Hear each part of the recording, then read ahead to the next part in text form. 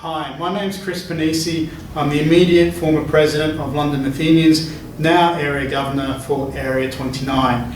And I'm here to give you the top 10 tips for being secretary of your club. So what I've done is I've broken them down into several areas. And the first area that I like to talk about is actual record keeping. So the first tip is more around the behavioural aspects of what you need to be a secretary. And what that is diligence and efficiency. Now, that's the first tip. For the second tip, it's actually about records themselves. You have to be diligent in keeping all the records for the club. That extends to club bylaws, club meeting minutes, membership rosters, anything that basically records the transactions of the club's operations. And that refers to both current records as well as archived records. This leads me on to my third tip, and that's the actual retention. You don't obviously want to keep out-of-date material, but one thing I would advise is look to the Toastmasters website in terms of minimum retention periods and use that as a guide in terms of keeping your club records. The second area I'd like to cover is basically minute recording, and that's for the club committee meetings. The first one is basically use a standard format, and what that does is aid you in terms of writing the minutes very quickly and efficiently, and it aids in readability. The fifth tip that I would say is more the timeliness in terms of actually recording those minutes and then notifying the president of the actions that need to be done.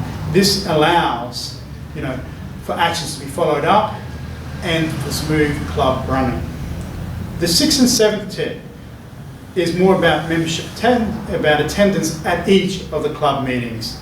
The first tip, number 6, relates to keeping a record of member attendance. This aids the VPM in terms of analysing and identifying who is attending regularly, who is not, and it will allow that person to give that people a call and encourage and find out what they can do to help that person attend.